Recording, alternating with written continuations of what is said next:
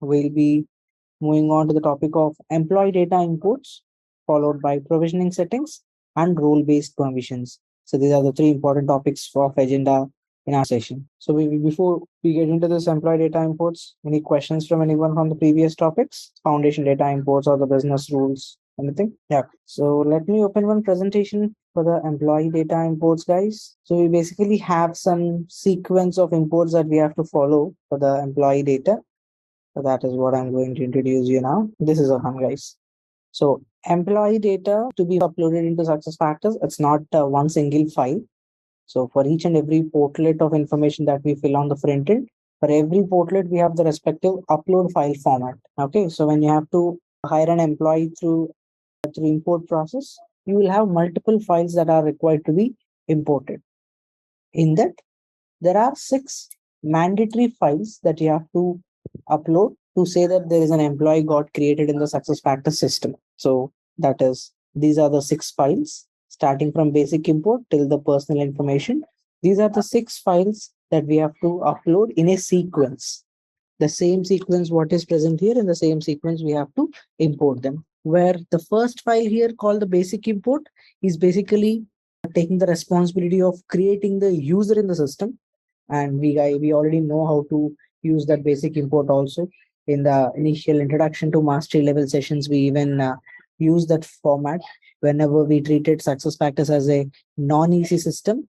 To create users in the SuccessFactors system, we have used this basic import format and we have actually imported it. Okay, so the similar format is what we are going to upload again, where even in this process also, the basic import will first create the user. Turning that user into a proper employee is what the remaining 5 files will do, where each and every file is going to represent the data of one particular portlet, like biographical information portlet, employment details portlet, job information portlet, that way. So each of these 5 files are representing 5 portlets end of the day. And these 5 portlets are treated as the mandatory portlets. So for you to say the employee is hired in the system, these 5 are the mandatory portlets. On top of these 5, if you maintain any other portlets of information, it is optional, like address details, contact details, education details. Any other portlets of information is purely optional. If the client is able to give the data, we can upload. Even if they don't give also, that's not a problem. But to say an employee is hired in the SuccessFactors system, these 5 portlets are important. So first the basic import file, followed by these 5 portlets. These 5 are mandatory to be imported, and we have to definitely follow this sequence of import. Okay, say example, you are importing 100 records in the first file, basic import for 100 users. In biographical information, if you are trying to import for 120 users, so that additional 20 users which are being directly imported into the biographical information, they will end up with error. They don't get imported in the biographical information, only in the basic import they'll be imported. So that way, so any file, any record that you're uploading, it will check for that user record, is there a record present in the previous file or not? Any file you import. Salary, if you're importing for 100 users, for that 100 users, job record is there or not, it will check that way. So you have to follow this sequence for sure to properly upload the data. Okay, and now to practically see them in the system, let's go to the system and even do this activity. Any queries in the meanwhile? Just let me just get into the SuccessFactors system. Yeah, so we are in the system, and if we are required to import the data, we have this place import employee data, guys, which we are already used with actually. Import employee data. So this is a place from where we are required to import the data into the SuccessFactors system. And here in this place, the very first one called basic import is what we are already used with. The way we have to actually upload the mini master data is what we are already used with this basic import. So now this basic import file followed by biographical information, employment details, job like this compensation, various portlets of information you can import. For every portlet, you have the respective import file format here with which we will be uploading the data. This basic import I'm not getting in the demo instance while I was doing the practice. I don't know. Because of a permission, there is one permission that will be stopping the access to the basic import. I'll have a look into the permissions. Okay. Okay. Thank you. Yeah. And then guys, just give me a second. Yeah. So here now if I have to import the basic import, so in the initial days when we are using this basic import, guys, we used to actually download an existing template. So we go to employee export and we used to download the existing file. And in that, we used to add another record and we used to import the file. That way, the process we used to follow actually.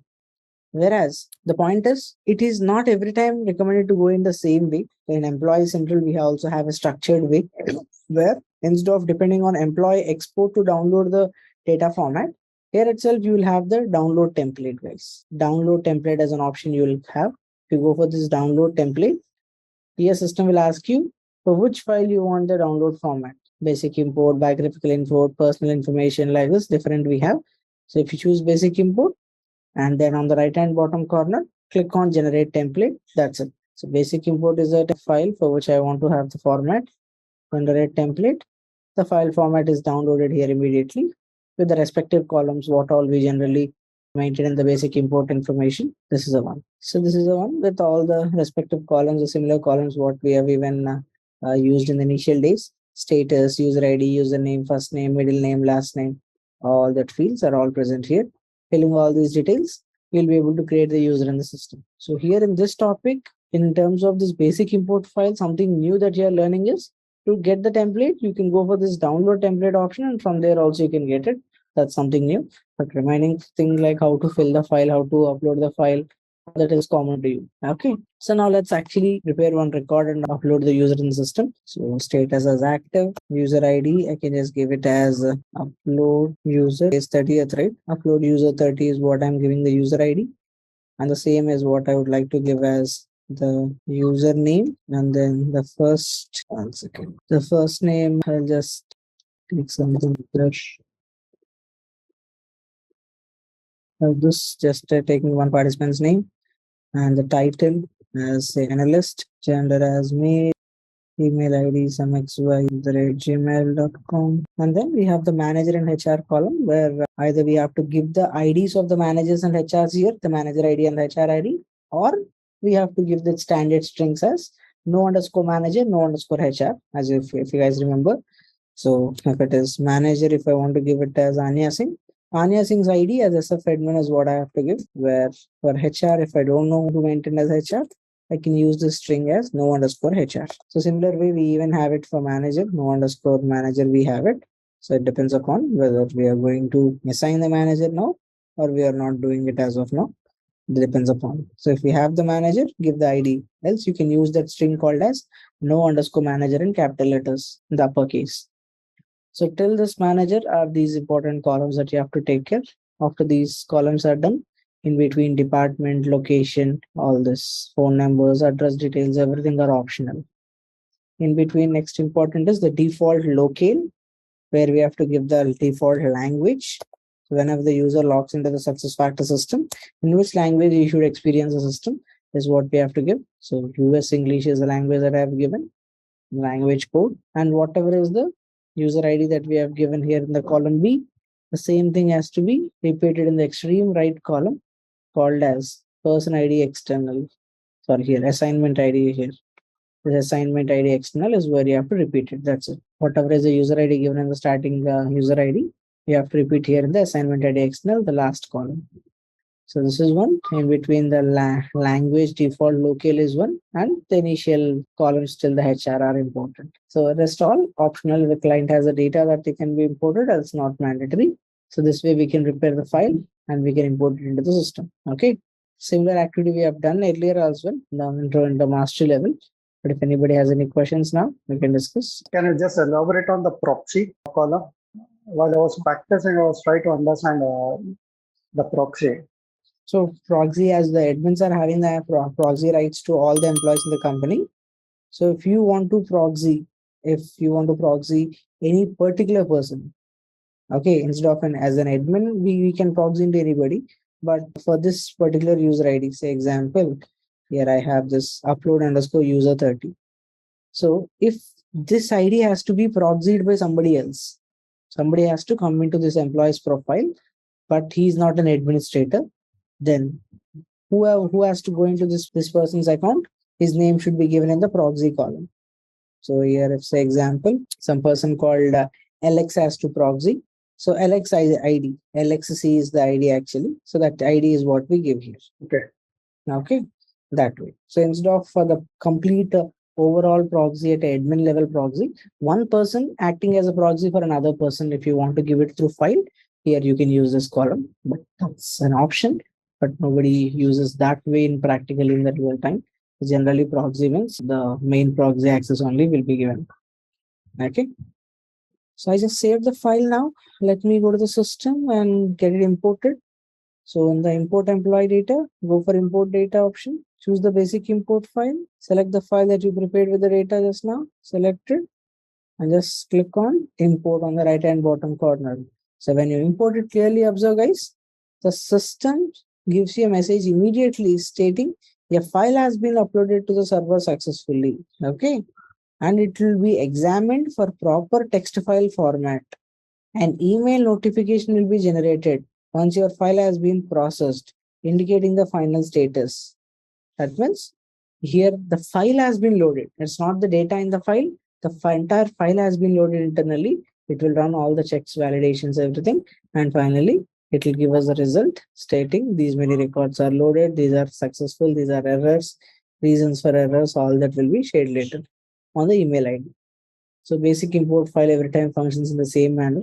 Whether you are importing one file or whether you are importing one record in the file or 10,000 records in the file, it remains the same. Every time it runs as a background job only. So the user ID that we have given is upload underscore user 30. So this user ID is what we can have it here. We search here. So mostly it should be created by now. It is ready. So I just created a user in the name of Darshan Vani, analyst as a job title, xyz@gmail.com as a mail ID, Anya Singh kept as a reporting manager, all these details, first name, last name, user ID, title, everything are present here. Okay. So this is how the user import actually happens. Of course, we have done it previously as well. That's straightforward. But for this user account that we have uploaded, if you see the profile of that user which got created now, entire profile will be blank, guys. You see this? The entire profile is left blank, where all the sections of information are empty. It says position information, no data, org information, no data, everything. All the portlets are blank with no data, no data. So that is where uploading the data into these portlets, we turn this basic user into a proper employee. Okay. So in that sequence is where we'll be going to do the second import called biographical information. And coming to biographical, guys, let me first show you how does the biographical information portlet looks like. Here it is. So there are total 3 fields only, and one is already filled in the employee. The rest 2 are the date of birth of the employee and the country of birth of the employee. That way, these 2 fields are also to be maintained. And now we have a separate file format to import these columns of data and to even import it. So that way, one after the other, we'll be importing the portlets. And biographical information is basically such a portlet which will have the fields that doesn't change over the lifetime. Once you give some information into that fields, so that doesn't change. Date of birth, nobody normally get a requirement to change the date of birth. Similarly, country of birth and all can't be changed. Your first name, middle name, last name, they can change, but country of birth, date of birth kind of things can be changed. It is one-time input. So that is the biographical information. And here to import it, we have the biographical information as a template as well. And here if you go for this download template, you can get the template of biographical information as well. But right from the second file, you start seeing the behavior. In the basic import, it did not ask any questions, directly click on generate template. But now from here, from the employee, from this biographical import, if you see, system will give us a list of columns. So what are all the possible columns of this portlet, out of which those columns what you are planning to definitely have in your file format. Okay. So these are the fields in which country of birth, parent ID, country of birth and person ID are the 2 fields that I want to have in my upload. Okay, and even I can also go for the date of birth like this. These are the columns I would like to have. Country of birth, date of birth, person ID. Where person ID field, if you see anywhere, guys, so you get it added along with the user ID. If you find person ID, or if you don't find user ID and you find person ID anytime, just keep adding the person ID as well. That will again repeat with the same input of user ID. Okay, so this one. So region of birth is a field where my client is not providing the data. So If the undefeated is a non-mandatory field, I can get it imported. Okay.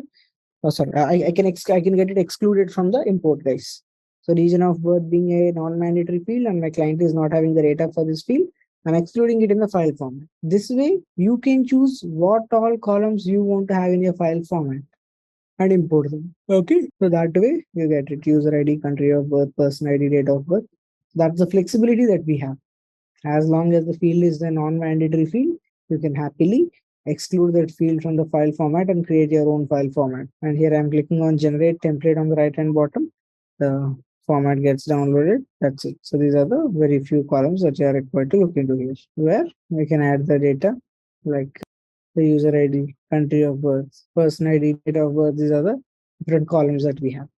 So user ID, we are already having our user ID for the same user. Country of birth looks to be a drop down field, obviously. That is where you can give the code of it. Yes, the code, country of birth code. Person ID is what we have repeated as the user ID. Just repeat it here. And then the date of birth of this candidate, you can give it where let's just give it randomly something. Okay. Okay. So this is the data I've given, guys. 1st March 2021 is what I'm planning. So 2001 is what I'm planning. Whereas, so this format, again, the date format is a concern. So what format I have to give the date? The 1st March 2001. In which format I'll be able to give it as a question. So for legacy, for the legacy foundation objects and the MDF foundations objects and all, if you guys remember, we use the format of US English format. Okay. That is where it starts with MM. It starts this format MM/DD/YYYY. Right. So this is a format. So here you have the format that you have to follow, and we even followed it for the foundation objects. But when it comes to employee data, guys, it's not that format constant. So the format, it depends upon the login user language. If the user who is going to import the data, if they're going to import the data from their login and that their login is present in English US, you have to follow the US English date format. If your login is present in UK English, then while you're importing the data, you have to follow the UK English format and import it that way. So that is how you should be able to maintain the date format based on the login language of the user who is going to currently work on the data imports. Okay. Where here US Anya Singh is already in US English. If you go to the settings and see, she's in US English. Okay. So for US English, it's obviously MMDDYYYY that we can continue the same way. But for instead of US English, if you have the British English, then you have to follow DD/MM/YY. It will be repeating. So as of now, this is correct. So the only thing is we have to make sure there are leading 0. So MM/DD/YY. So what this becomes? This becomes January 3rd. January 3rd, 2001 is what it becomes as a date. Okay. That is a date of birth. So this is how you have to create your own file format, guys. Anyone any queries? Okay. So let me just save this file first and we'll import it. Just a moment. I'm just saying the local copy. Okay. So I just saved it and now let's go for the import. And I'm just going for this import data. In the importing data, this time the second file called the biographical information is what we're going to import. Choose biographical information. Choose the file that you prepared with the data. Okay. So that file what you prepared with the data is what we have to import it now. Just a second. So here you see in this, it's not going to take the entire file back into the system. So up to 10 records, it's a real-time input. The same thing what we saw in the foundation objects. So real-time threshold is a factor where if it is 10 or less than or equal to 10, so until then, the records upload will be printed. If it is beyond 10, it will go as a background job. That is it. And here you have this number of records in the file are 1, failed and warnings are 0, and import is successful. So if it is successful, no errors means. So this biographical information portlet, which is having the blank country and date of birth, by the time we refresh, that will be updated. This is the one, Jan 3rd, 2001, and the country of birth is USA. Both are given. Both of them have got updated.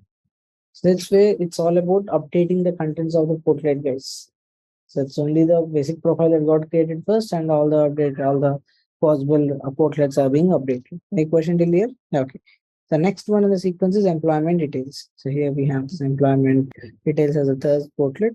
So further, if you see what are all the expected fields and all, these are the things where this is primarily going to contain multiple different set of date fields, guys. So hire date field, first date worked, original start date, seniority start date, initial stock grant. These are all the different options, actually, the different fields that we have over here, through which we will be able to maintain various kinds of dates where everybody doesn't have the requirement of having these many dates. Max 2 or 3 is what companies will have, and the rest they ask us to delete. So we basically hide them, in which hire date is important. Hey, you know, ZaranTech now offers SAP corporate training. That's right. Train your workforce in SAP with our comprehensive program. We offer customized courses, certified trainers, and hands-on labs for both individuals and businesses. Our standout features? Bespoke training, fully configured servers for practice, in-house materials, and a dedicated LMS. Plus, get session recordings and 24/7 support. From functional to technical modules, we have got it all. Choose ZaranTech for SAP training and watch your team excel. Learn, upskill, succeed with ZaranTech. Next, this original start date is can be optional again. It can be used. Hire date is very much important for the payroll perspective. First date worked, all these different fields can be used for capturing different kinds of dates about the employee in this company. Okay. So that is what we call it as the option of importing through employment details. So for that as well, same option. We just have to download the template. Just go for the download template option over here. And here we'll choose the template. So this time it is say employment details, choose employment details. And here in the employment details, these are the different columns that we have in this portlet where all these are present here. So you can choose which all you want to have from this template and you can import it. So I want to first make sure all the IDs, all the dates, not the IDs, the date fields are taken. So here I have benefits eligibility start date, and we have professional service date, seniority start date, like this. And any other date fields, guys. Original start date is what I missed. I guess I added service data class. Oh, sorry, I missed it. So this way we have all these columns. So along with the dates, you have to make sure you are taking the user ID, which is by default added. And wherever you find this column called as person ID, guys, person ID in any portlet, you also add it. Even that system has automatically added. Same like in the basic import file, you have that assignment ID as the last column. Similar way, this person ID also acts. You just have to repeat whatever is user ID into this person ID external as well. Okay, so this way we can choose and click on generate template. The template will be generated with all the chosen columns. So that are the only columns that are required to be imported mandatorily. So I'll just open it. This is a format. Now, if you clearly observe, here we don't have any specific order of the columns. You see this, the user ID is in column number 5 here. Okay, user ID is in column number 5. So generally, employee ID is where we expect to be having in the first place generally. So against that employee ID, we have some data being maintained and all. But here, the flexibility is that I can choose my fields what I want, and second, in whichever order they can be present, not a big problem. Even the user ID column is in the first place or in the middle place or in the ending anywhere, it gets imported. Okay, that is the employment details file looks like. Let's maintain a record. So first date work, we have kept the date of hiring as 2001, right? For the date of working, let me keep at least 20 more years.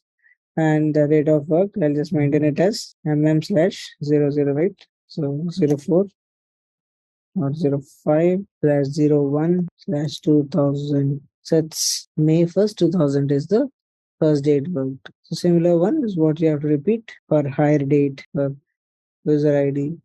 Everything you can repeat it, not the user ID, of course. All the dates actually. For all the date related fields, you can actually repeat it. This is the way.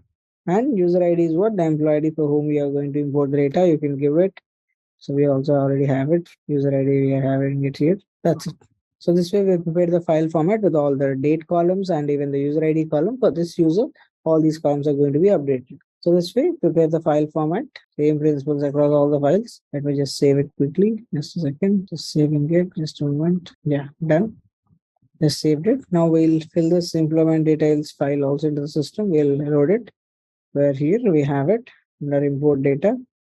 Under import data, you'll have the option here to select that employment details. Choose the file that is prepared with the data. That's it. And just click on import on the right hand bottom corner. So this is how the errors will be generally given, guys. So whichever record that you are giving, if there are any error, so the entire record data will be given like this. But for every record, what is wrongly given. Here in the person ID external, it says the null is there. So there is no person ID external column it's present in this. Yeah, here it is, person ID external, which you have to actually repeat the user ID content as I told you. So that is this. So this way system is going to make sure it is checking all the mandatory conditions and all for sure. It's all standard checks actually. Just a second, let me just save this once again, updated one. Done. I just saved it. Now let's go to the system and again try to re-import. So whenever you get an error once, guys, do not try to again import it from here. Just make sure you're refreshing the page once again. Okay. Make sure you're refreshing the page once again and freshly do the import. So here we have to import third one, employment details. Choose that. Select the file, prepare the data. That's it. Just click on import on the right hand bottom corner where system will give you the message success or failure, whatever. This is the way it gives a success message. That means that portlet is also imported properly. Where here it is employment details portlet, which is not having any data of information here. But if you refresh it, so here if you go for the employment details portlet, so here it is, guys. See this May 1st, 2020 is the date that I have given for all these date fields. It has got updated everywhere. In all the date fields, whatever I've covered here, this time there are 6 fields, and this here there are 2 fields. All this is updated with the same input, May 1st, 2020, whatever we have given. So that way, it's all about filling the portlets one after the other, one after the other in the sequence, guys. Okay. Any queries on the imports process? Anyone? Okay. So this is how the employee data imports work. The key points to be remembered here is again mandatory fields. You have to make sure you are not forgetting. And the columns, whatever are mandatory on the front end, are also mandatory in the upload file format. You have to mandatorily have them in your format. Okay. So that is the way how we have to take care and import, prepare the files for the import. And on top of it, here we have 3 things that we have to finally reiterate and discuss clearly, which is, let me just show you that. Just a second, guys. So this is the one, full purge or incremental load. So we are already used with this full purge or incremental load as a concept. We are already used with this. So whenever we are required to upload the data in the production, we every time recommend to go for incremental so that it is not going to impact the existing data. The new data will be loaded. Whereas full purge is where you can import the data and the previous record will be completely overridden with the latest records that are coming up. That is what we saw the behavior on last week.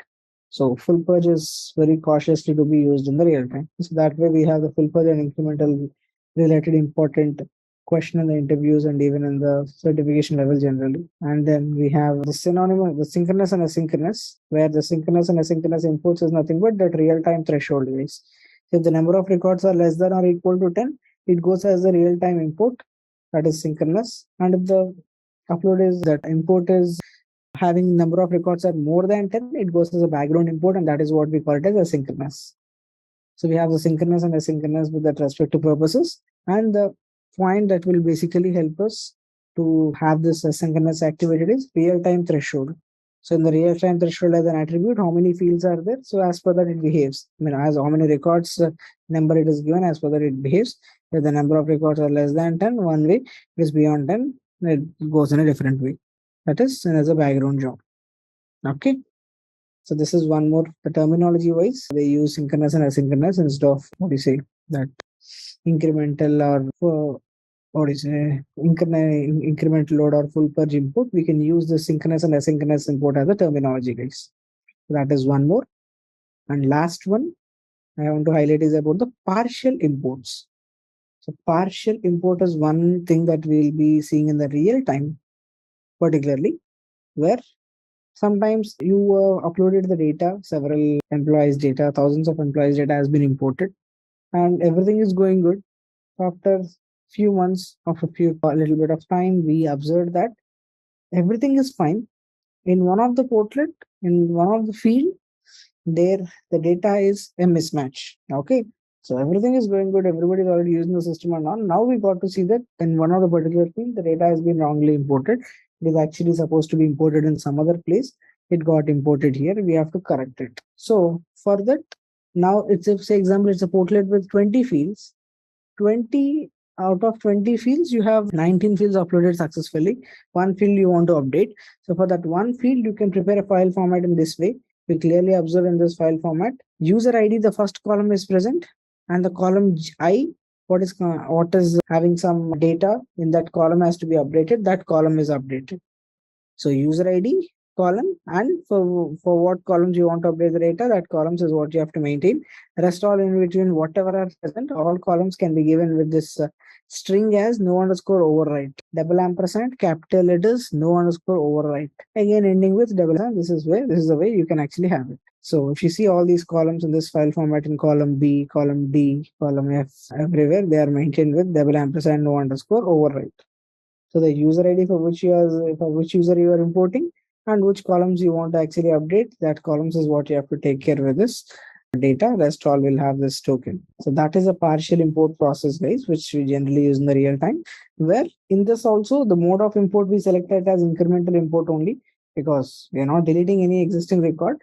We are on the record, we are uploading on top of it, we are updating something else. So that is incremental. And behavior wise, the last point you see, generally, if you are importing any normal files, if you are importing 100 records, if there are 2 errors, 98 will be successful and 2 will end up with error. But in this basic import file option, out of 100 records, if you go 1 as wrong, okay, so even 1 record you went as wrong and 99 are correct also, entire upload will fail.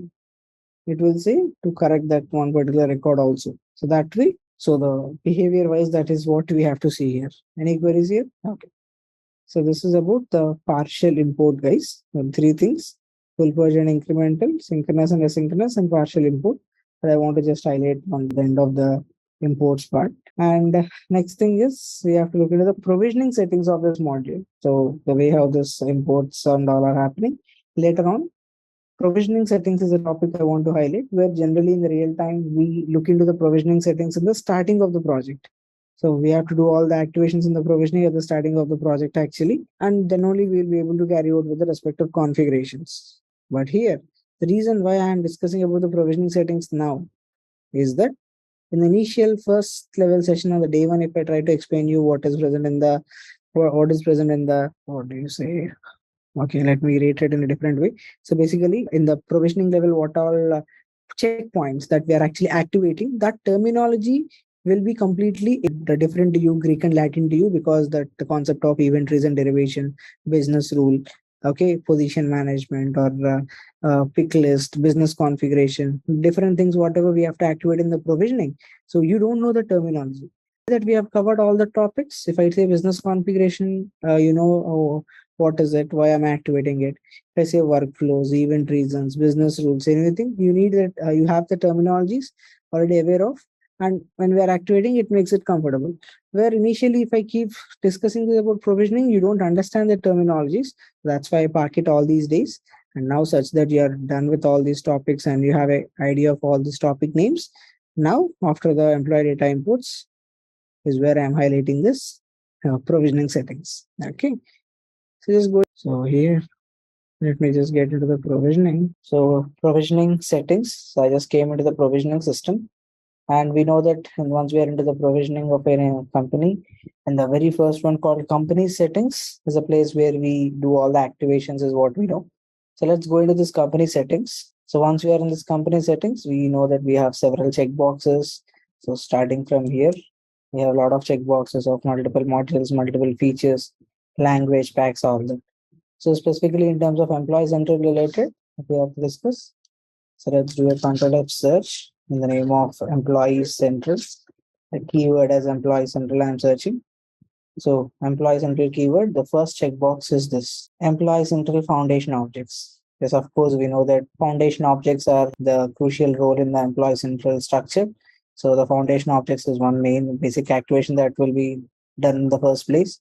Next, effective dated platform, employee central effective dated platform. Yes, that is also important. So historic data to be captured in employee central. So effective dated platform is one activation that would be required to be done. Next, employee central V2 version 2. So version 2 of employee central is one that we'll be activating. That has become a default activation these days. So V2 version 2 is nothing but MDF based. So seeing the SuccessFactors system on an MDF base is what the version 2 is. Before MDF platform, where everything is dependent on XML, that used to be called as V1 version 1. But there is no longer any client is not present in V1. Everybody is on V2 only. It's the only checkbox that will be default activated. If not, you can activate. And then business rules, enabling business rules for workflow derivation and enabling business rules for event reason derivation. Two checkboxes we have. So this thing, enable business rules for event reason derivation, we discussed during the sessions. So whenever the event reason derivation is required, we will be doing this activation based on whenever we activate this checkbox, then only the SuccessFactors system is going to trigger the event reason automatically using the business rule instead of user selecting the business rule. Here, this is mandatory. Workflow derivation, enabling business rules for workflow derivation is a mandatory activation, guys. So without this, you cannot have your workflows triggered. But here, having this business rule for event reason derivation is an optional.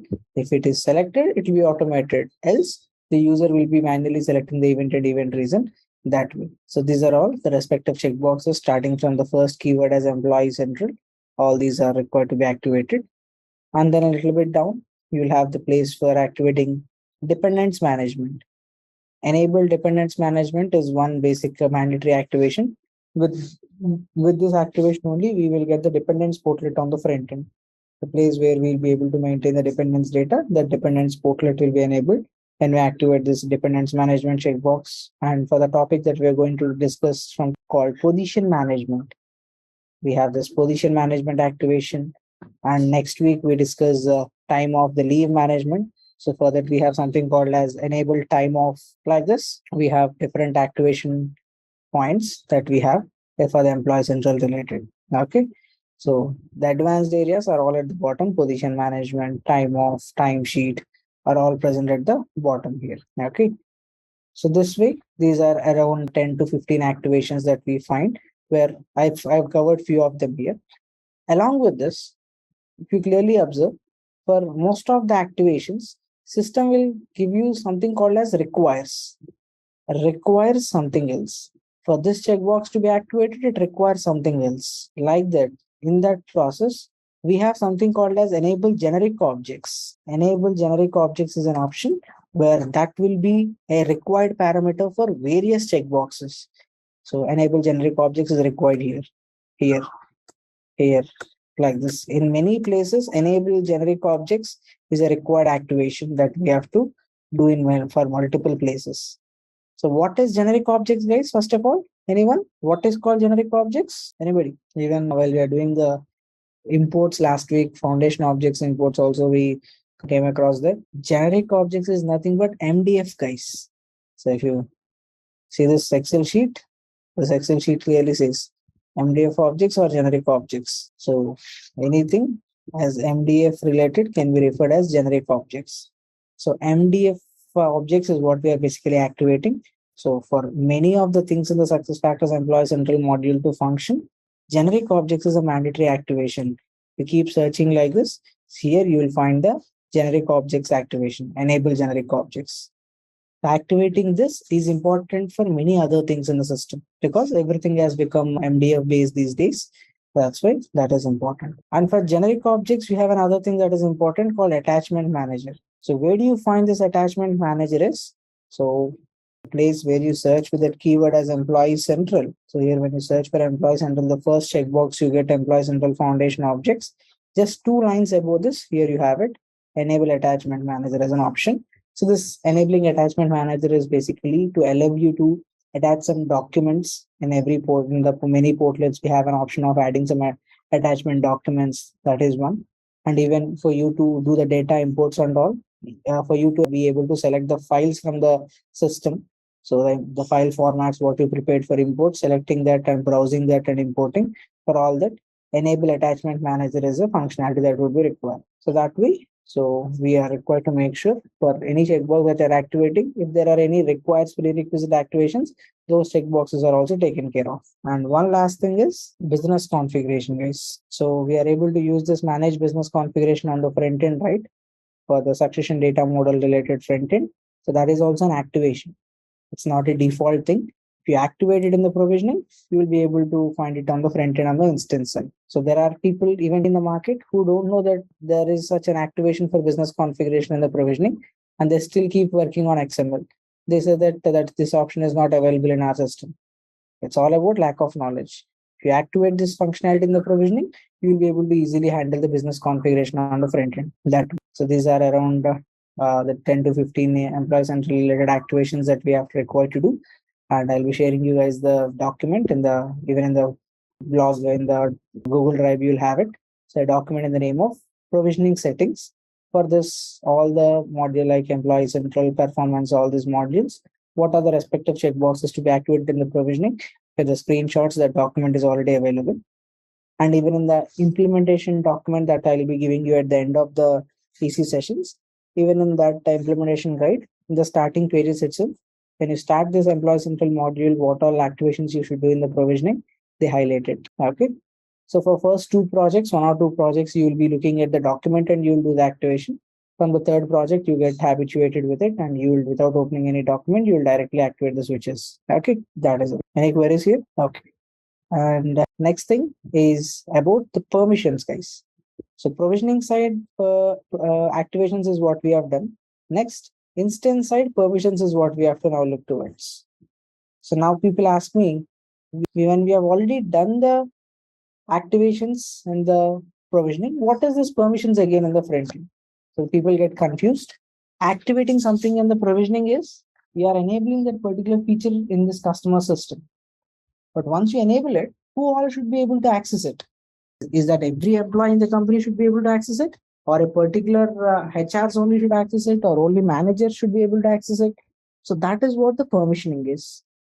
So in the provisioning, when you enable it, it is enabled in the system, but for whom it should be available, for whom it should not be available, all that is what we'll be dealing in the permissions level, role-based permissions. Okay, so if you go for this permission roles, here it is, permission roles, where let me open any role. And as you know that we have the roles divided into two parts. Any role you go internally, you will have the user side of the permissions and the admin side of the permissions.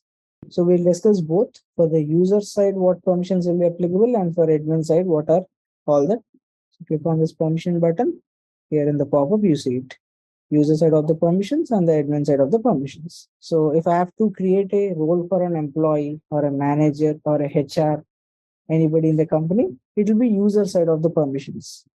So as an employee, I have to use the system, or as a HR, I have to use it, or as a manager, as a CEO, if I have to use the system, all the permissions will be on the user side of the user side. Okay. In that, EC related, if you have to see, so everything is module wise segregated. Here it starts with this employee central effective dated entities. First one, employee central effective dated entities is the first one with which it actually starts. And here you have the portlets, personal information portlet, scrolling down the job information portlet, compensation portlet. So as we discussed last time, so there are 6 portlets of Employee Central which are effective dated, which capture everything, historic information and all. So these are the 6 portlets you see on my screen. These are the 6 portlets. Personal info, job relationships, compensation, address and dependents. So these 6 portlets will have their permissions covered under this Employee Central effective dated entities with field level controls. You will have the permissions given at a field level, first name, middle name, last name, all that. So field level, you can give the permissions like one field is editable, other field is read only, other field is completely invisible, like that. You can deal with the permissions here. Okay. So here, starting, we have the personal information, where along with all the country specific fields and all, we have a lot of fields of personal information. And then scrolling down, you will start seeing the fields of job information as well at the bottom. Just as here, address portlet, dependents portlet, job information. At last, you have this job relationships, compensation information, all this field level permissions. So what does each and every checkbox here mean is that, first of all, I'm going to give the access to see a particular field or not is a question. That is, so here in the compensation information portlet, I have a field called is eligible for car. If I want to completely hide that field, nobody should be able to see that field, say, I will completely remove all the checkboxes. Remove all the checkboxes, nobody will be able to see it. If I want if I want this field to be seen by the people, that too only the latest record. As on date, what is the eligibility for car, only that has to be seen. I will give it as view current. Even the historic changes of that field also can be seen. Then view history, a checkbox called view history. If I want to give edit access also, in that I have two types of editing.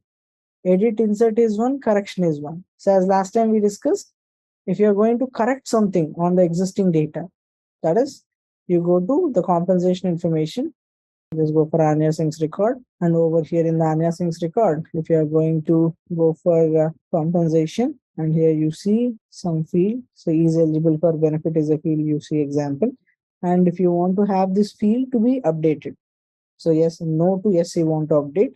If this update you want to make it effective if you want to update it, here you just click on the edit icon, you give date, and you can update it. So that is going to create one more new record till July 29th, one record. From July 30, it's a different record with a different input. It is going to be two records. It is going to come into the system.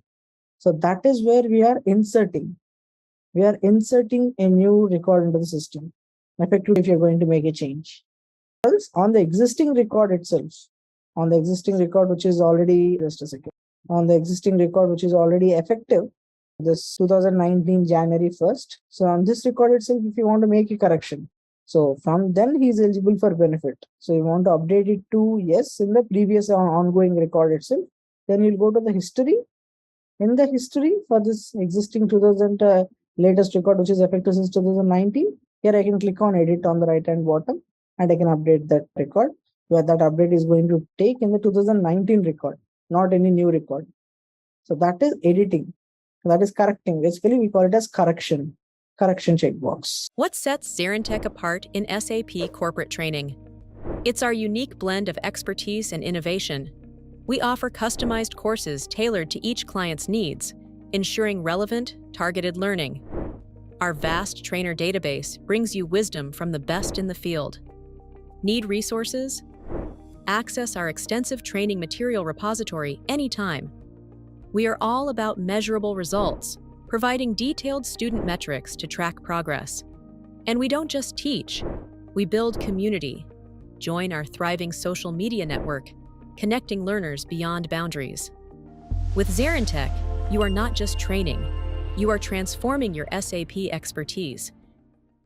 So on the existing record itself, you are making the correction. That is the correct checkbox required. If you're going to insert a new record into the database effective a new date, then that is edit insert. We are editing and inserting a new record. That way you have the respective checkboxes.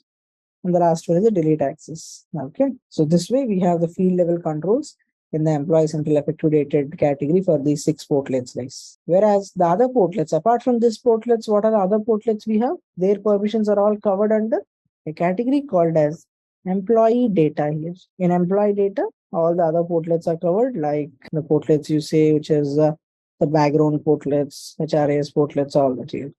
The background portlets are all listed here. So you have a view access or the edit access. If I don't give anything, this portlet is not at all seen. If I select that portlet checkbox, view access will be given, but you can't edit it. If I give edit access, you can even edit the data. That way you have it. Okay. So, but you don't have a field level control. The entire portlet is going to be editable, or entire portlet is going to be viewable. You don't have a field level control here. Only for that 6 portlets, field level controls are available.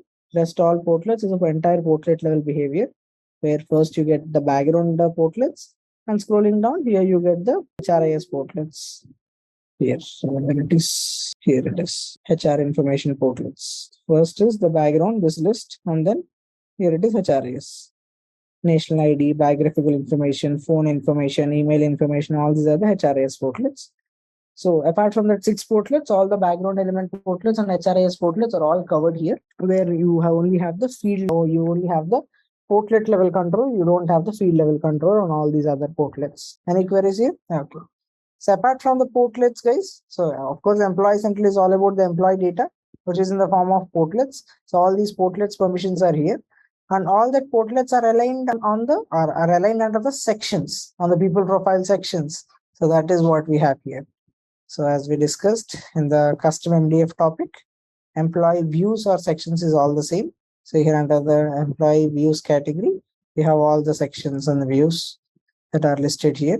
So which all things should be appeared into the employees, you can choose the respective checkboxes. All this. So example here we have personal info as a checkbox. This personal info is relevant to this personal info as a section. Where it is here, this one. This personal info section is what here this checkbox called as personal info is relevant to.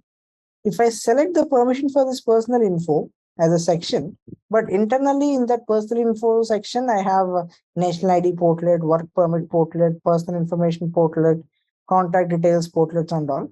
If portlets permissions are not given, I'm given section permission, but internally in that section, what portlets are expected to come.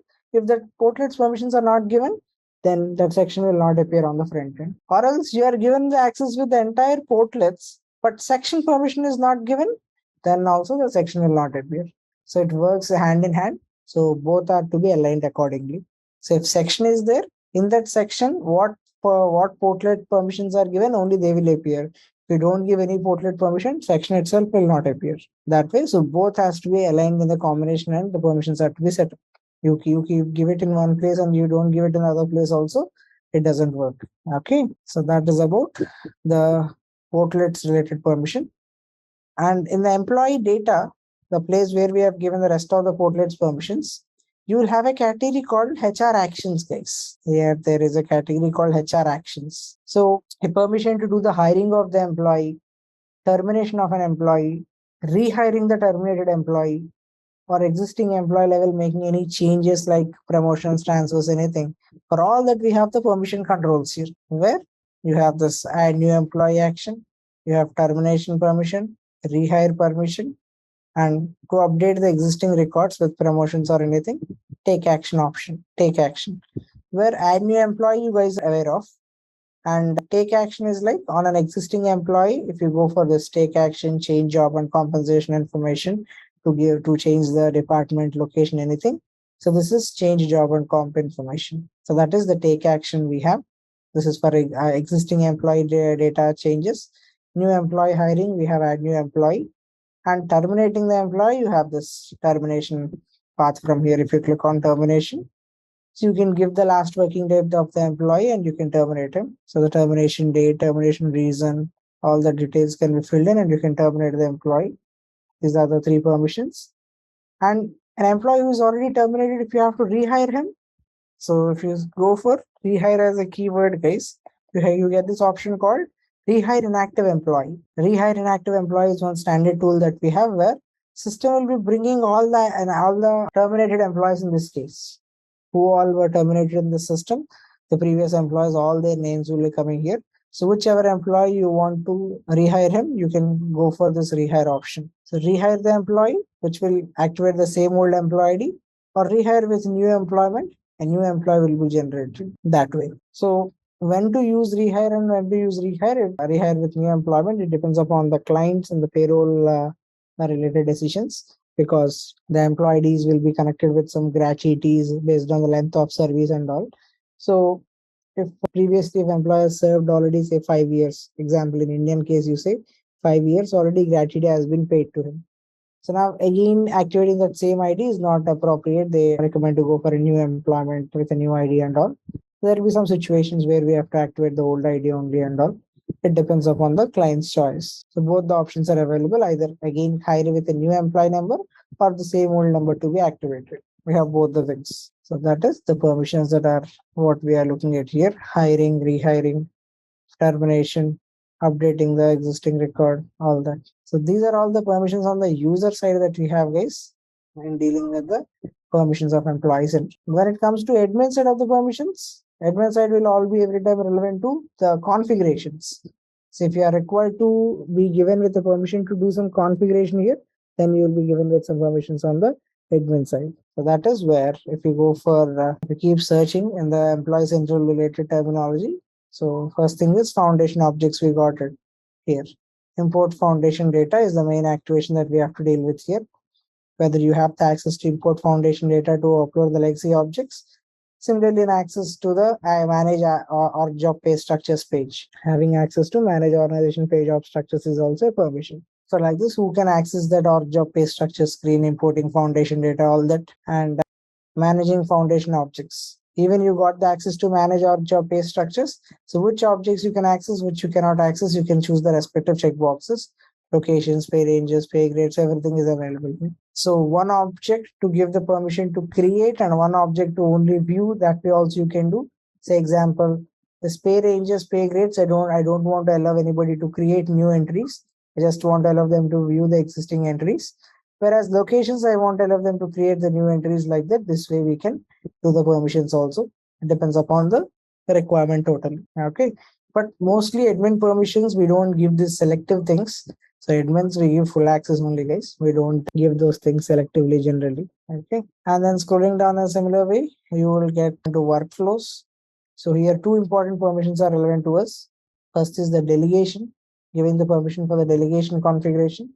And then manage workflow groups. A very important certification question also I told you. Where do you create the dynamic groups and workflows?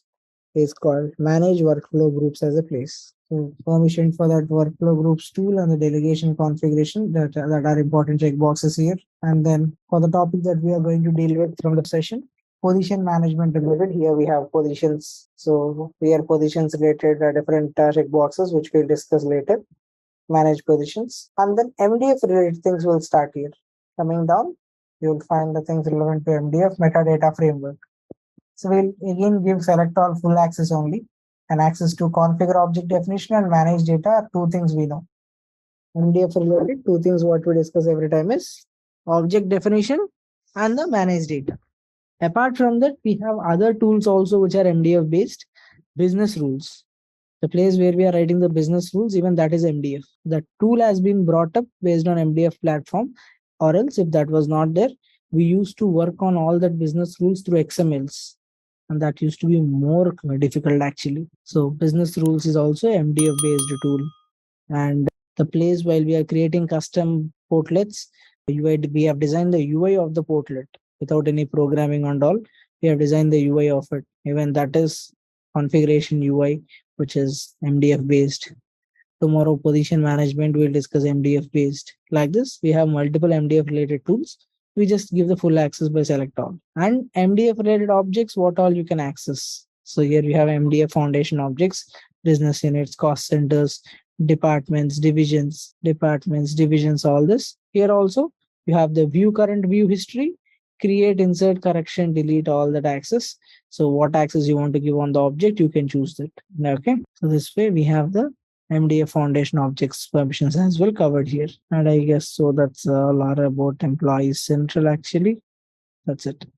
So those are all the primary employee central related various activations. So it's all about we just going through that permissions and we'll be able to identify which are EC related automatically. So those things, those respective checkboxes is what we have to select for you to get the access. Okay. So that way we have the permissions on the employee central for both the user side of the permissions and on the admin side of the permissions. Any queries here? Okay. So that is about the permissioning. And we have one more last thing under the core employee central activities to be discussed is HRIS sync. Human resource information sync is what a topic we say.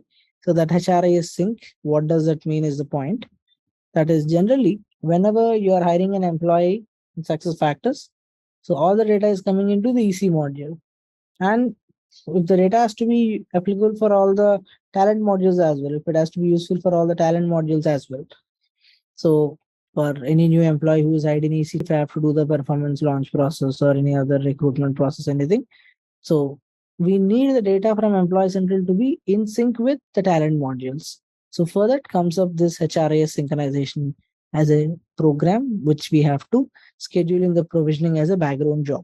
A program standard SuccessFactors available program, which we have to schedule in the background provisioning such that it will be executed in regular intervals every day. And that will be synchronizing the data from Employee Central to the talent modules. So to understand the concept here, guys, first thing we have to come back to the basics is, if you don't have Employee Central, what is the input for the talent modules?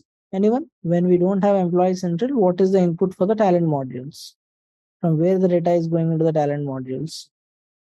Employee data. Anyone? When we don't have Employee Central, if PMGM recruitment kind of other modules are being implemented, what did we discuss? It's the basic import file, guys. It's the basic import file, the similar file in which we maintain the record. So this kind of a file is the mini master data source, where we'll be able to import the data into the SuccessFactors talent modules directly. The users what are present in this file are the source of employee data for the talent modules. That is what we have discussed in the initial days. Okay. Whereas when we have Employee Central also, the fact is, even when we have Employee Central, this file is only going to be the source, gentlemen. Excuse me, not this file. One second. Let me change it. Yeah. So this file, this basic import file, what we use with first name, middle name, last name, all this mini master data.